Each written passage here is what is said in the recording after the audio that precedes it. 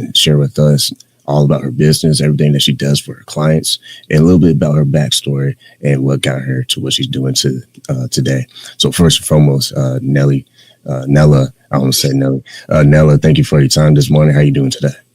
I'm good. I get Nelly all the time, so don't worry. I saw the imaginary Y. That's what I saw. So again, I appreciate you being here. So starting out first, tell us a little bit about your coaching expertise and why you chose to specifically focus on ADHD. Yeah, cool. Thanks, Shemaya. So I guess my whole life I've been a singer-songwriter. So it's only in the last sort of 6 or 7 years that I started working as an ADHD executive coach, neurodiversity consultant, and it all sort of happened by accident. So a family member got diagnosed with ADHD. When it was suspected, I was like, no way, they're really intelligent and et cetera, et cetera. So then when I looked up the symptoms, I was like, okay, this is me. And this explains a lot. And it is them, and it's many people in my family. And so from there, I sort of, got an ADHD coach. That was a recommendation. It changed my life in a very short period of time. I finally sort of understood how my brain works, and my whole life experience was sort of validated. Good and bad, not just bad at all. I always say it's a very different brain. It's not a bad brain, just has different sort of good and bad. But it explained a lot. And I sort of had never done anything other than music, or never wanted to do anything other than music, and never needed to. But I sort of, needed to. I shouldn't say that, because anyway, it's the music industry. But I said, I suppose from a sort of emotionally spiritual level, I never needed to do anything else. But this sort of was something that changed my life so drastically. I kind of felt like I couldn't gatekeep this information, and turned out I was pretty good at it when I started I did my training for a year. And so I work with really exceptional brains from around the world, really, really interesting people. And I now have both careers. But it's been an incredible addition to my life, actually, in so many ways, So that's a short story long. Hopefully, when you think about some of the common challenges that not just you facing personally, but the people that you work with, executives and creatives who have to deal with ADHD, how do you see those common challenges come to play? And what are some of the things that you've seen help them to overcome those challenges? Yeah, again, I suppose, as I said, it's just a very different brain. So the operating system, like when people say to me, give us some tips or tricks or some symptoms of ADHD, it's not me being smart or sarcastic. It's actually, if I said to you, well, give me some tips or tricks or symptoms of the neurotypical brain, how would you answer, right? And there is that much information about the ADHD brain, right? The same as our neurotypical, understanding of our neurotypical brains.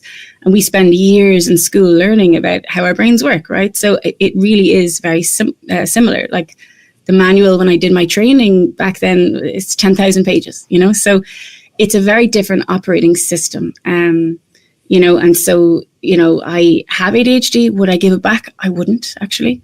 It's the reason for my hyper-focus, my resilience, with the music career I've had, but also it causes a lot of challenges. But I guess to sort of explain that a little bit further, the one sort of example I always give is, most people with ADHD will be told all their lives, why are you so sensitive? You're too sensitive, and that's true. That's very true. We can have rejection sensitivity. It's called RSD, rejection sensitivity dysphoria. So any sort of received or perceived rejection that we get feels like a physical pain. You can see it in a brain scan, the same pain receptors as if somebody was punched in the arm. So it is a physical pain that we feel in our chest, and we can often impulsively give back the same amount of hurt as we just received, whether it was an intentional rejection or just a perceived rejection. So, that hurts us a lot, right? However, on the other side of that symptom or trait, if I wasn't that sensitive, which I am, but if I wasn't that sensitive, I wouldn't be able to write the songs to cause people to be able to process their own emotions in a crowd, at a gig or a show. How could I write those songs, right, if I didn't have access to that depth of sensitivity? So, it is a really just different blueprint. of how our brains work and operate. And I suppose the challenges and difficulties that people with ADHD have is that we've never been given the manual for how our brains work. So therefore, we're expected to kind of show up as other people expect us to, and that can cause us to have a lot more symptoms. So, like masking and showing up as we think people want us to show up, and then sort of abandoning our sense of self. So my job when I work with people is sort of to validate their life experience, put names on different things that have happened or symptoms they have or challenges they have. So that gives them a lot of validation that they're not broken or crazy. It's just called this, and it requires a different approach.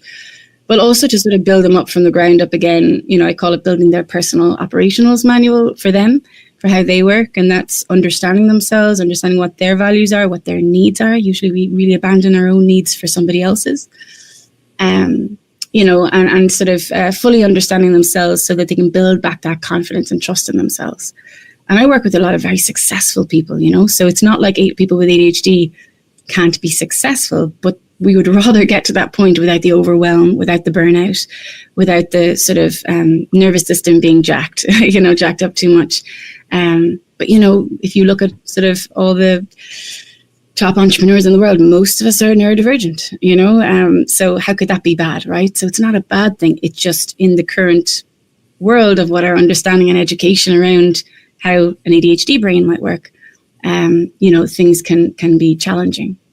So I suppose there's so many symptoms and so many traits, good and bad. Like I said, overwhelm and burnout would be really, really common.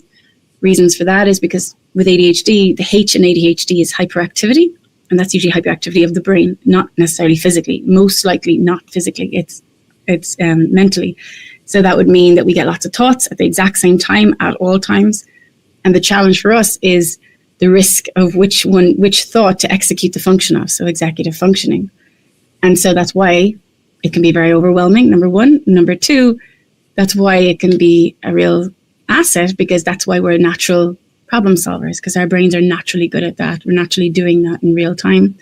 We're natural idea generators, entrepreneurs, problem solvers, great in a crisis. So again, do you see what I'm saying? Like for every symptom of ADHD that can cause challenge, like real challenges in real life, there is positives at the other side of it, So I think the missing piece is the education for all of us to understand, how to sort of get the benefits out of people with ADHD, how to, not benefits, but sort of how to create an ecosystem in the world where everybody is being raised up, even if we process things differently.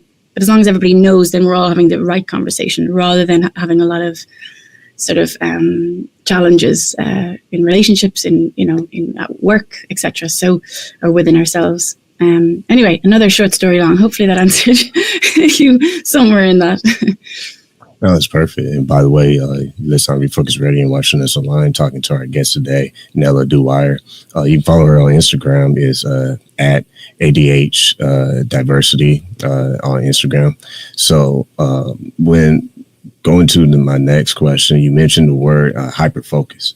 And I think that's something that's very intriguing. When you think about hyperfocus or fast thinking, what are some of the things that you've seen creatives be able to turn that natural trait into their own advantage in high pressure environments? Yeah, so really, really good question. So ADHD can be described as a strength of hyperfocus and a deficit of interest. Okay, so what does that mean?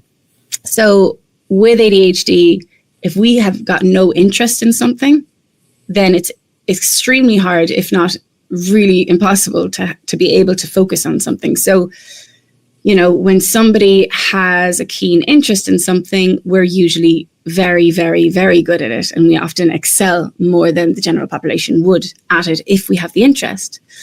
Now, I suppose, it's not about how do we make things more interesting so we get them done. Often it's what's blocking your interest. So I always kind of give this graph, and it's a bit of a, lots of acronyms, but I'll kind of say it slowly. I tend to talk very fast in true ADHD fashion, so I'm trying to talk slowly. But often we have the intention to do something, and we need to have interest. So if we have interest and intention, that's great. Then we can have the attention to get the ignition to execute the function of something. So to, take action on something, right? So I'll say that again. So usually we have the intention, but often we don't have the interest, or that's the challenging part. But if we have those two, intention and interest, then we can have the attention to get the ignition to execute the function of something. So it's about, well, what is blocking my interest? So if somebody with ADHD has a task that they need to do, it's, if it's not interesting, okay, well, what would be blocking your interest? Often that can be, I don't have all the information yet. Okay, who can you ask, right? So often the step one often when we think something is step number one, it's usually step number 3, because our brains are very fast paced. So we usually kind of go 0 to 100 and forget all the steps right in front of us that need to be taken in order to get something done. So I suppose, how can we use hyperfocus as an asset? That's another part of what I do when I work with people one-to-one, or if I work with some NGOs and multinationals. So if I'm doing trainings with them, or if I'm working with somebody one-to-one, that's part of what I said about, building their personal operationals manual and building, sort of understanding what their actual interests are, what their past successes are, and what strengths contributed to them, having those successes, and how do we take them and attach them to whatever their goals are going forward. And that's usually where you get seeing people being quite successful at whatever their goals are. So, that hyper focus, shows up when we have a keen interest. And I suppose, like you mentioned in the workplace, that's what I meant about sort of the education, that if I'm doing some talks at the moment here in Ireland. I live between here in Kinsale in Ireland and Los Angeles, and right now I'm in Ireland doing a few talks, and I'm talking in a few weeks to a couple of hundred HR professionals on understanding ADHD, so that when they have people either in the hiring process or in the workplace that have ADHD, they can be able to identify the strengths of somebody and put them in those roles, because they're going to exceed way more and in probably twice as quick timing as somebody else who doesn't have ADHD, if the person is interested in that. So if you can identify in the workplace what Mary or Joe is really good, really interested in, they're going to be really good at it, and they're going to excel far more than anybody else. So why would it be wrong to switch up roles, right? To take this person away, put them in the more getting the thing done, like maybe the administration or the implementing of whatever the task is, but the idea generation or the creative side of it, for example, put the person with ADHD in that role. And that's usually when you see everybody's sort of excelling, and the sort of overwhelm going down, and the relationship challenges that can come up in the workplace when people are just not having the right conversation, because somebody may be looking at somebody's performance review in the wrong ways, like in communication style, whereas maybe that person has a very different communication style. And if you understood that, then you would understand the way that you're maybe marking that isn't actually fully with full knowledge of the real story. And I can give lots of examples of that. But anyway, so I'm going off on a tangent a little bit. But, if somebody with ADHD has an interest in something, they can absolutely hyper focus on it. Just like I said with my music career, I really, against all the odds, I had a baby when my daughter, had her when I was in a very creative course, loving it. So I suppose when you put somebody, the reason I mentioned that is because everybody said, God, how did you focus on, have that resilience with your music career despite lots of challenges and go back to school and all that kind of thing? And for me, it wasn't difficult because I had an interest. I was so interested. It filled me up. It gave me that dopamine, I didn't find it difficult. So it's kind of confusing when people say, God, you did so well. I'm like, did I? I just did me, no, I didn't do great in administration or life admin or whatever, but we can delegate those things, or we can, when we understand that our brains don't work in that way, we can, if we have a good support system or knowledge of what's going on, then that can help. So, there's a multifaceted answer for you. Once again, you're listening on Refocused Radio and watching us online, talking to our guest today, Nella Dwyer. You can follow her on IG, ADH Diversity. Also, I want to mention my next question. You talked about working with multinational companies, NGOs. My question for you is, what trends have you been noticing and how organizations are adapting to neurodiverse employees? Where would I start with that one? Honestly, I think we're far more behind than we realize. If I'm honest, a lot of companies have great intentions, which is great, and they have, they have adopted strategies, etc. But I just don't think there's actually enough being done. I don't think there's enough conversations. I think a lot of the time companies can be afraid of sort of embracing this too much because they feel like maybe it's going to cost company money to provide more accommodations. And in my experience, it's truly the opposite. Because if you are constantly having people, also, I suppose the other thing is in a company, if somebody who is hiring or somebody who is at the top, and this is, I've seen this so much, is neurodiverse themselves, whether they know it or not, they're going to hire a lot of neurodivergent people. So, and just like with anyone, if you're going to hire somebody, you want to hire people who have the same you don't want to hire with the same strengths. You want to hire people who have strengths and things you might be weaker in, and vice versa, right? So that's when then things can really, if the education piece isn't there, the people, there can be a lot of,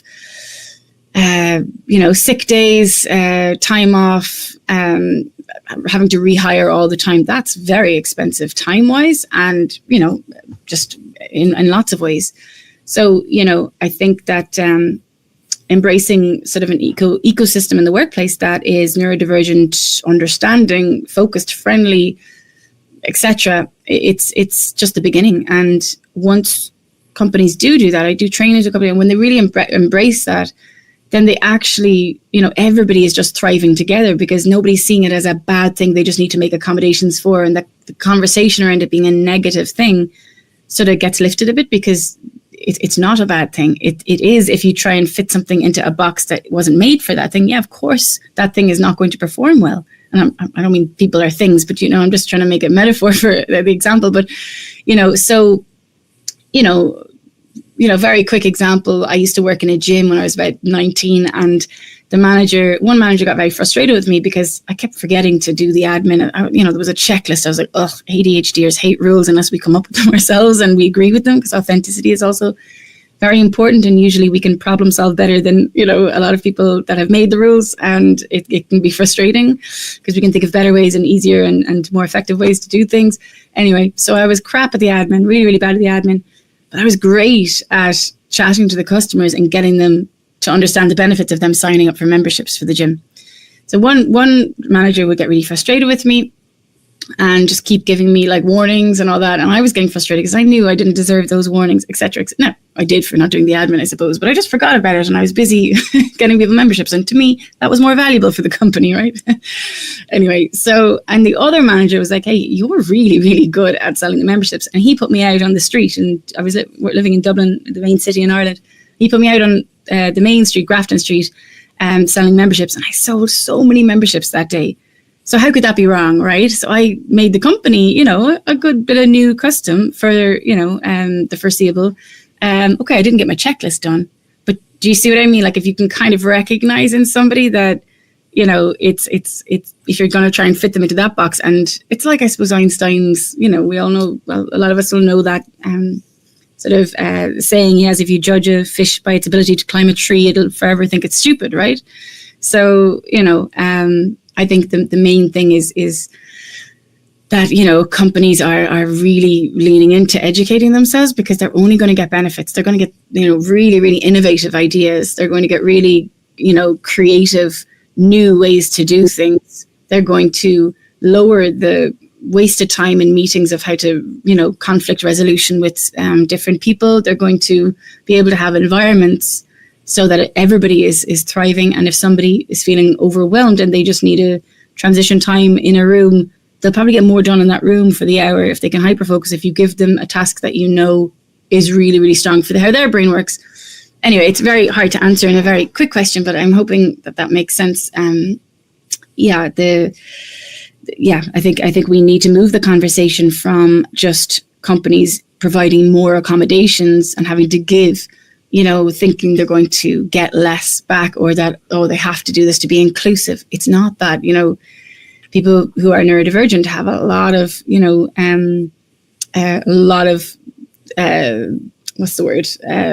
innovation to offer. And, it can change the entire scope of a company. I've seen it happen, and again, how could that be wrong? So wouldn't it be sort of unwise not to embrace that? It's certainly not about, the short-sighted, we need to pay to give more accommodations and then that's going to bleed the resource of the company. No, that's not what actually happens if you do lean into sort of really educating everybody on what it is and what it is not.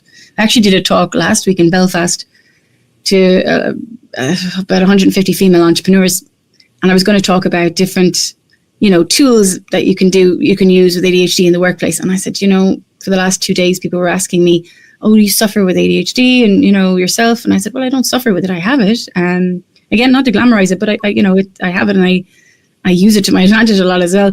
So I just changed the entire slides and the talk a few minutes before it to just what ADHD is and what it is not, because it's very misunderstood. So I suppose I feel like it's great that the conversation is starting and people are embracing it, but I think we have a long way to go. You mentioned that you split your time between Ireland and Los Angeles. How do you manage such a dynamic lifestyle while staying productive and energized?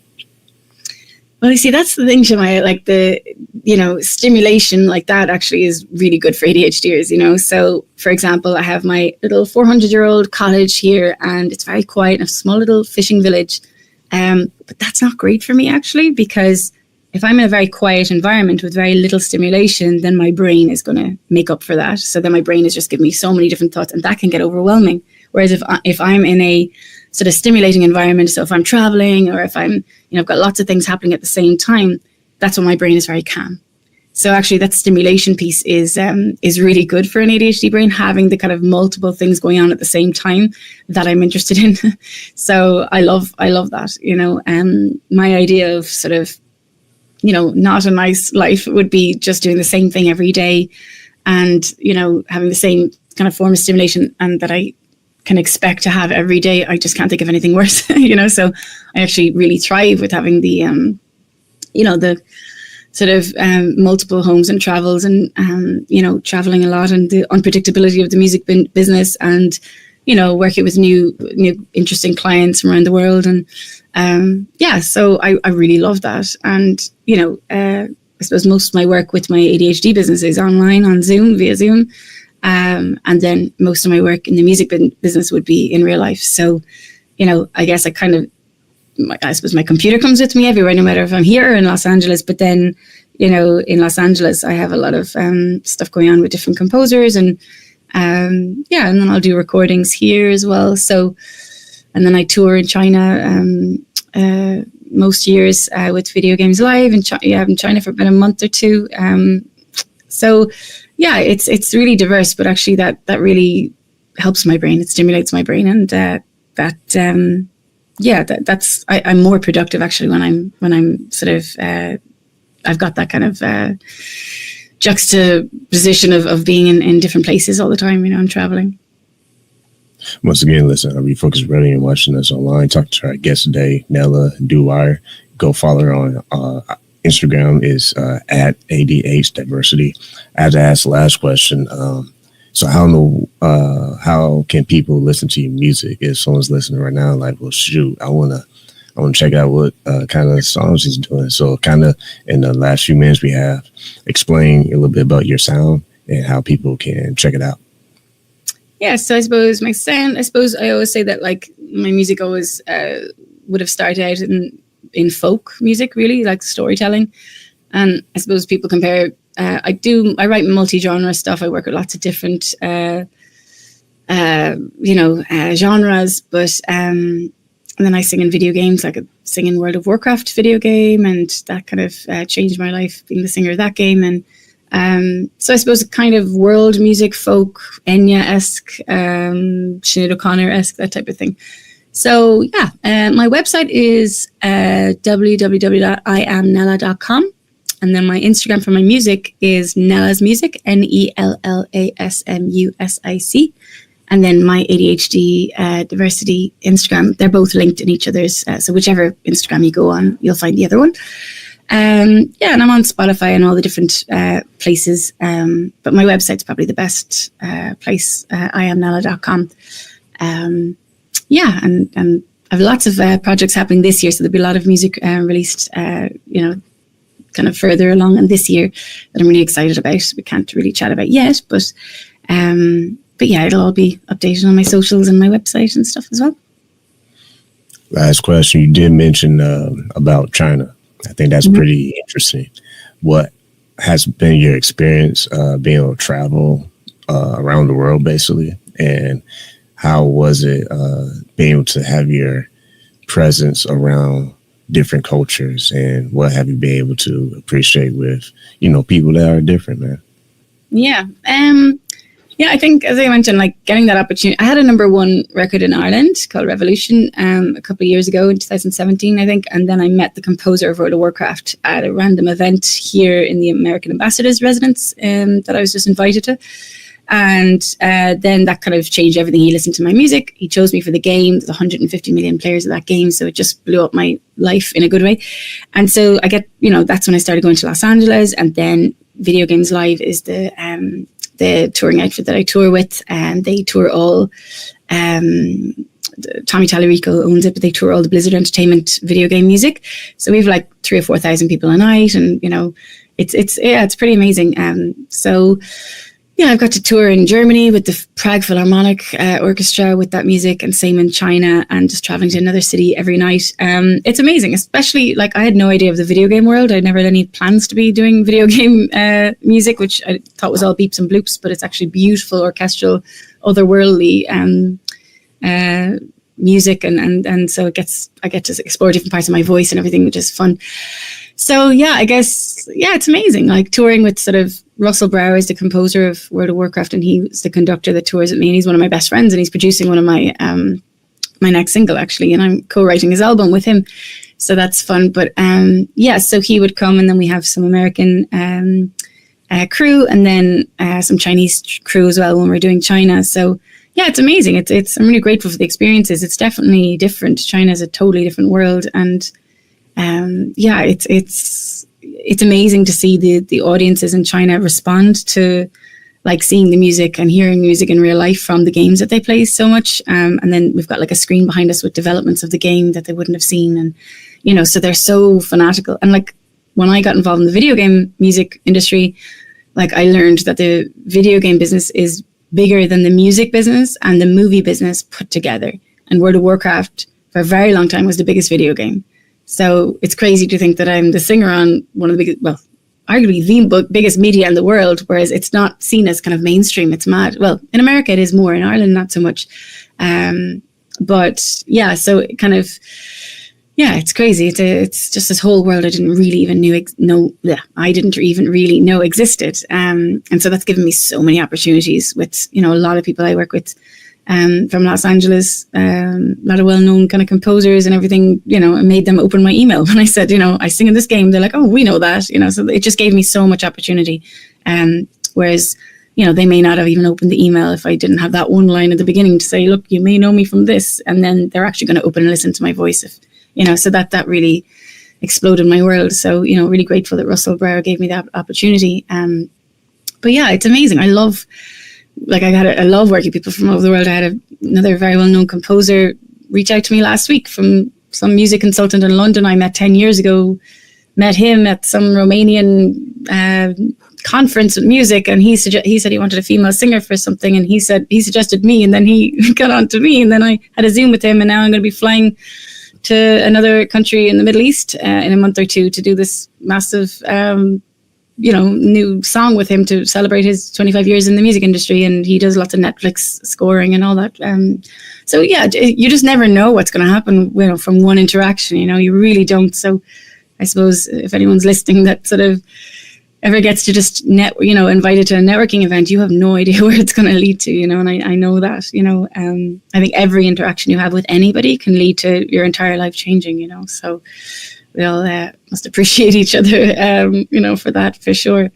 And it's usually in the most unexpected ways, Anyway, I'm getting very philosophical.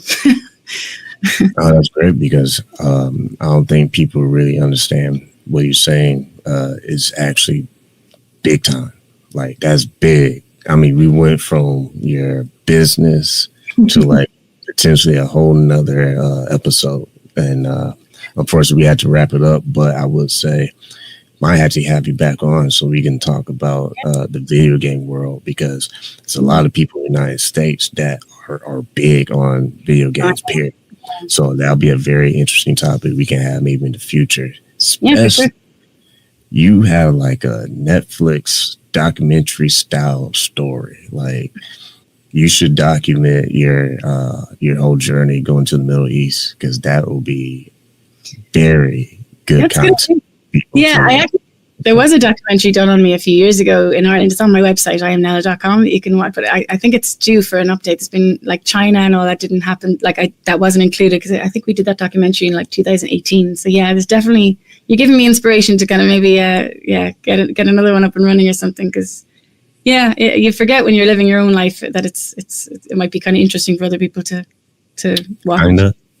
I don't know. Shoot, Yeah. that's crazy. I mean, everything I heard so far is like, wow, I should be watching this on Netflix right now, because I would literally binge watch this, because the way it just flows is very interesting. And I think a lot of people, they miss out on just flowing, because we have this rigid society, and it's like, do this, do that, do this, do that, A, B, C, D, E, F, G.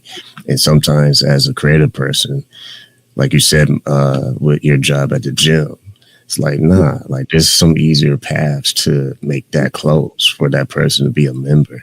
So with all that said, talking to our guest today, Nella Dewire, go follow her on Instagram. You can find all her music stuff there, as well as at ADH Diversity. Like always, for all times that we say on the show, I want to say to you, thank you for your time. Thank you. Yeah, it's been a pleasure. Thanks.